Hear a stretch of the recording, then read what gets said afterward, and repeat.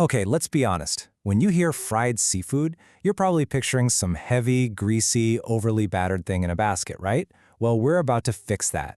Today, we're going to totally demystify the real Italian Fritto Misto di Mare. We're talking about a dish that's so light, so crispy, and so delicate, it's going to completely change how you think about frying forever. So first things first, let's set the scene. Let's get a picture in our heads of what we're actually trying to achieve here. Because this isn't your average fish and chips, not even close. We're chasing a culinary experience that's all about incredible texture and the pure, clean flavor of the sea. You know, this quote just says it all, doesn't it?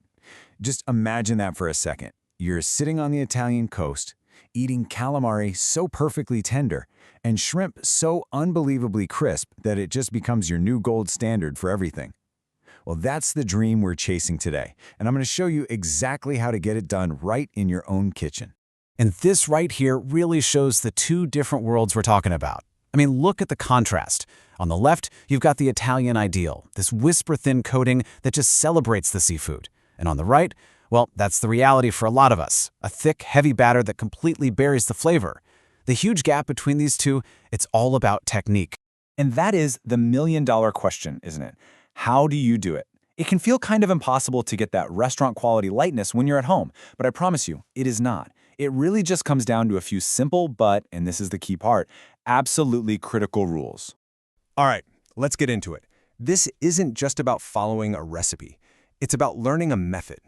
And this whole method is built on 3 golden rules of preparation. Seriously, if you get these right, you are already 90% of the way to perfection. Okay, rule number 1. This one is totally non-negotiable, and it's the one most people just skip right over. Your shrimp, your calamari, whatever you're frying, it has to be bone dry. I'm talking pat it with paper towels until the surface feels almost tacky. This is the foundation for everything else we're about to do. So, why is being dry so incredibly important? Well, let's just stop for a second and ask a really simple question. When you're frying, what is the one single thing that stands between you and that perfect, crispy texture? Yep, one word, moisture. See, when water hits hot oil, it instantly creates steam. And what does steam do? It makes things soggy. Steam is the opposite of crisp. So by getting your seafood completely dry, you're literally taking steam out of the equation, which lets that hot oil create an instantly crunchy crust. Okay, rule 1 is down. Let's talk about rule number 2, and this is all about the coating. So I want you to just forget everything you know about thick, pancakey batters. The coating for a real fritto misto is super specific, and it's just a light dusting. We're not trying to build a thick shell here. We're trying to create a delicate, crispy texture. And here it is, the secret weapon, semolina flour. The magic formula is a 50-50 mix of your regular all-purpose flour and semolina. It's the coarse texture of the semolina that gives you that signature sandy crunch that you just can't get with regular flour. That's the authentic Italian finish, right there. Now here's a really crucial part of this rule. When you season, you never, ever, ever salt the flour or the raw seafood. Why? Because salt pulls out moisture, and we know moisture's the enemy, right? So you fry first, then you immediately hit it with fine salt while it's still piping hot. The salt sticks perfectly, and you don't mess up that amazing crispiness you just worked so hard for. And that brings us to our third and final golden rule of prep. And honestly, this one can make or break the entire dish. You can do everything else perfectly, but if you get the oil temperature wrong, you're just going to end up with a greasy mess. This is where a little bit of precision becomes your absolute best friend. Here it is. That's the magic number. Your oil needs to be holding steady at 175 Celsius, that's 350 Fahrenheit. Please do not guess. A simple kitchen thermometer is the single best tool you can buy to guarantee a light, non-greasy result every single time. And this slide shows you exactly why that number is so important. If your oil is too cool, it just soaks right into the food, and you get that heavy, oily feeling. But if it's too hot, the delicate coating just burns before the shrimp or calamari inside even has a chance to cook. That 175°C sweet spot, that's where the magic happens. Okay, our 3 golden rules of prep are locked in. We are ready for the main event. Now, I want you to think about the actual frying part not as a long cooking process, but more like a fast, precise ritual. Speed is absolutely everything here.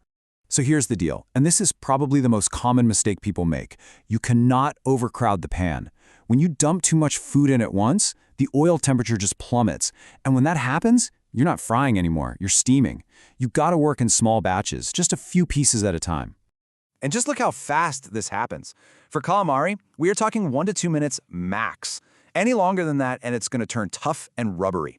You're looking for a really pale golden color. The second you see it, get it out of there. It's a very similar story with shrimp. Maybe 1.5 minutes, 2 minutes. The moment they turn pink and that coating is a light golden color, they are done. You have to be watching like a hawk. This is not the time to walk away and check your phone. So we've gone through the how, but let's take a quick look at the why. There's actually some really simple science behind all these techniques that makes them so effective. And once you understand it, it's going to seriously level up your cooking game. This table just breaks it all down so nicely. Drying the seafood prevents steam. That's how you get maximum crispiness. The semolina flour? That creates that unique sandy crunch. The right temperature forms an instant crust that oil can't get into. That's why it's not greasy. And salting after? That preserves the perfect texture. See? Every single step has a clear purpose. All right, we're almost at the finish line. You've prepped right, you've fried perfectly, and now it's time to serve. But don't relax just yet. These last few moments are just as critical as all the prep work. So let's just do a quick recap of the pitfalls to avoid. We've talked about most of them, right? The moisture, overcrowding the pan, using a heavy coating, guessing the temperature. But look at that last one, letting it sit before serving. This brings us to the final and maybe most important instruction. This is not a dish you can make ahead of time. That perfect, crispy texture you created has a lifespan of like 5 minutes. As soon as a batch is fried, salted, and drained, it needs to go directly onto a plate and get to the table. Serve it simply with some fresh lemon wedges to cut through the richness. That is all it needs. So what's the big takeaway from all this? It really boils down to this simple philosophy right here. If you forget everything else, just remember these 3 things. A thin coating, fry in small batches, and serve it immediately. Master those, and you'll be able to make a Fritto Misto so perfect, it'll ruin you for every other fried seafood dish too. The only real question left is, what are you going to fry first?